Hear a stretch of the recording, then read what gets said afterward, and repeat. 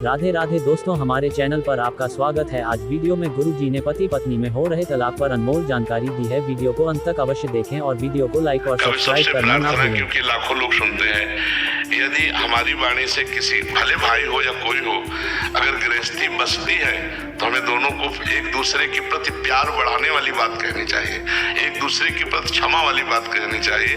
नहीं तो मानो डिवोर्स हो गया, संबंध विच्छेद हो गया, तो वो भी किसी और पुरुष का वर्ण करेगी, व्यभिचार दोष, वो भाई भी वो दूसरा करेगा तो वो भी व्यभिचार दोष, अपवित्रता बढ़ती चली जाएगी। तो मुझे लगता है ये डिवोर्स कोई हल नहीं है।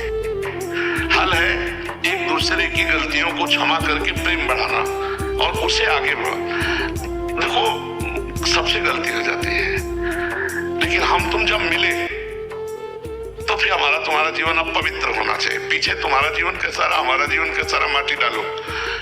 पीछे के जीवन को नहीं खोदना चाहिए, क्योंकि अब हमारा आपका नया जीवन चल, तो अब आज से हम आपके, आप हमारे। अब जो कुछ स्वभाव में गलतियां हैं, उन गलतियों को एक दूसरे की क्षमा करके अगर प्रेम में, ये डिवोर्स हमने गांव में तो कभी सुना ही नहीं, गांव में कभी नहीं सुना।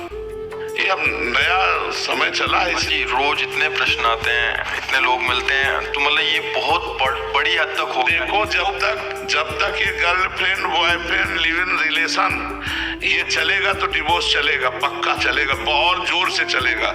हम कई बार कह चुके हैं कि 4 होटलों का भोजन जब जवान में लग जाता है तो घर की रसोई का भोजन अच्छा नहीं लगता। समझ में आया? ऐसे 4 पुरुषों को बॉयफ्रेंड ब्रेकअप, ये है क्या? ये है क्या? वो लड़की अपने पति के साथ रह पाएगी? 4 बार तुमने गर्लफ्रेंड नहीं बनाई, तुम रह पाओगे एक पत्नी के व्रत में? भ्रष्ट पुरुष हो कैसे रह पाओगे? भ्रष्ट स्त्री हो कैसे रह पाओगे? ये भारत है, विदेश थोड़ी है, यहाँ विदेशी परंपरा थोड़ी है। ये भारत है जहाँ जीवन मुक्ति यति और जहाँ सती, यहाँ एक से एक योगी यति रहे। तो अपने देश में ऐसा ये सब नहीं। गंदी बातें जब तक बंद नहीं होंगी तब तक डिवोर्स बंद नहीं होगा। अभी क्या मर्जी, शादी के बाद उसको उसके बारे में पता लग गया, उसके बारे में पता लगे, 1 साल में मतलब 1 महीने में 3-4 बार। हम क्यों बाहर एकांतिक में प्रार्थना करते हैं कि बच्चों अपने जीवन को संभालो? ये तो मतलब फाइनल जीवन बर्बादी की बातें हैं। और पहली बात है कि जब नवीन अवस्था में आप ब्रह्मचर्य नष्ट करेंगे तो आप गृहस्थी लायक नहीं रह जाएंगे। एक फसल है गेहूं की, वो बाली परिपक्व नहीं हुई, अभी बाली निकल रही है, और आप काट लो तो ना भूसा ठीक मिलेगा ना गेहूं ठीक मिलेगा। तो एक अवस्था है, 20 वर्ष की अवस्था तक ब्रह्मचर्य रहो, इसके बाद गृहस्थ धर्म का प्रयोग करो जैसा हमारे शास्त्रों में वर्णन, तो आनंद रहेगा। अरे यार, पति और पत्नी में प्रेम नहीं, ये शब्द ही बहुत बुरा लगता है हमें। पति पत्नी में प्रेम नहीं, अर्धांग है। पत्नी अर्धांग मतलब हमारा प्राण है, और पति हमारा मतलब प्राण है।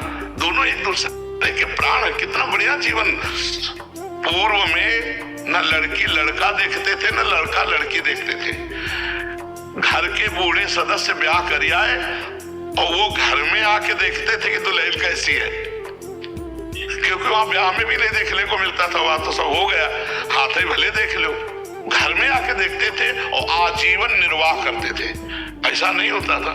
अब ये जो नया जमाना आया है, लिव इन रिलेशन, कितना गंदा आचरण। अब ये शरीर है, पवित्र शरीर होकर के अगर हम अपने पति को समर्पित होती हैं तो जीवन संतानें कैसी होंगी, बड़ी विवेकवान पवित्र। अब ये सब छोटे छोटे बच्चे हो रहे, गंदे आचरण सीख रहे हैं, मोबाइल में गंदी बातें सीख रहे हैं। अभी डिवोर्स नहीं होगा और क्या होगा? ये छोटी अवस्था से जो बच्चे हस्त में तुम गंदी बातें कर रहे ना, सामर्थ्य नहीं रह जाती उनको गृहस्थी के लायक। इसलिए सबसे प्रार्थना है, अपने जीवन को कम से कम मनुष्यत्व में ले आओ।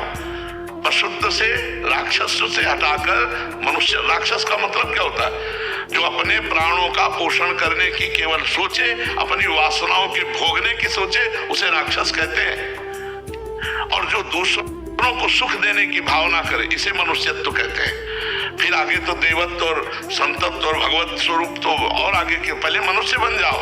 पर हित करने की भावना, हम कह रहे, बार बार कहते हैं, लड़की लड़का दोस्त बनाना पाप नहीं है। बनाओ दोस्त। क्या अपनी बहन के साथ घर में नहीं रहते क्या? ऐसे रहो। जब पाणी ग्रहण हो जाए माता पिता के सम्मति से, तब पति पत्नी की तरह रहो। पहले तुम गंदे आचरण क्यों करते हो? अब वो समय नहीं रह गया। हमारी बात मतलब शायद है कोई माने नहीं, तो ऐसा समय रह गया कि नए बच्चे कहते हैं आकर अगर गर्लफ्रेंड ना हो तो हमारे दोस्त हमको नीचा दिखाते हैं। अगर फ्रेंड ना हो, गंदे आचरण ना करो तो कहते पुराने जमाने का बड़ा भगत है, हमको नीचा दिखाते हैं। तो अब समय बहुत मलिनता की तरफ जा रहा है, इसीलिए प्रयासरत है कि अगर हमारे नौजवान सुधर जाए तो भारत का भविष्य सुधर जाए। और काफी लोग सुधार पर भी हैं, काफी ऐसे नए बच्चे हैं जो अपने को बदल रहे हैं सत्संग सुन करके, क्योंकि जिनको ज्ञान नहीं और एकदम ज्ञान हुआ तो अपने को सुधारने की चेष्टा में है। क्योंकि सुबह जब खड़े होते हैं तो 50,000 नौजवान केवल होते हैं, तो ये खड़े हैं इसका मतलब बदल रहे हैं। क्योंकि अगर बदलते ना तो रात्रि में आके सर्दी में रजाई छोड़ करके रोड में खड़े होने की, और नौजवान हाँ, तो इसलिए बदलाव है। 2000 से पहले महाराज जी तलाक होते ही नहीं थे। जब ये कह देते थे जाओ साथ रहो, तलाक नहीं देता तुम्हें। हाँ, लेकिन अब बुरी है। हाँ, अब तो बड़ा विचित्र समय है। अब बोलो क्या जीवन है। हर एक आदमी आके रो रहा था कि मेरा बच्चा मेरी पत्नी के पास और मिलने नहीं दे रही। हर साल 3-3, 4-4 हजार मुकदमे एक जिला अदालत में दाखिल हो रहे हैं तलाक वाले। हाँ, अब वो यही गर्लफ्रेंड बॉयफ्रेंड न्यू बर्बाद है। न्यू 4-4, 5-5, 2-2 साल, 1 साल वो सबसे ज्यादा है। शादी हुई 1 साल के अंदर तलाक, 2 साल के अंदर। हाँ बिल्कुल, क्योंकि हम ये पक्का आपको कहते हैं, जवान है ना, अगर 4 होटलों का पाने लगे तो घर की रोटी दाल अच्छी नहीं लगेगी, आप पक्का समझो। ऐसे हर इंद्रिय है, आपने अन्य इंद्रियों का भी विचार किया, अब वो इंद्रिय पति से कैसे संतुष्ट हो सकती है? वो चाहेगी कि हम अन्य पुरुषों से बात करें या अन्य स्त्रियों से बात करें, ये स्वभाव है। तो स्वभाव को कैसे रोक सकोगे? इसलिए गंदी आदतों को प्रथम से ही रोक दिया जाए तो रुक सकती, नहीं तो बढ़ गई तो फिर रोकना मुश्किल। आप सोचो, एक आदमी तंबाकू खाने लगे तो तंबाकू की लत छोड़ना कठिन है, फिर ये बड़े बड़े विषय कैसे छूट सकते हैं? अगर नाम जप नहीं करोगे, सत्संग नहीं सुनोगे तो तुम्हारी हिम्मत ही नहीं कि तुम अच्छे आचरणों की तरफ कदम बढ़ा सको। बुरे आचरण आपके ऊपर छा जाएंगे और फिर यही ले जाते हैं डिप्रेशन में, इसी में ले जाते हैं कि सब एक परिवार बर्बाद। हाँ बिल्कुल बिल्कुल, गंदे आचरणों में तो। इसलिए माता पिताओं से भी प्रार्थना, अपने बच्चों को बचाओ और बच्चों को भी प्रार्थना, अपने जीवन को पवित्र रखो।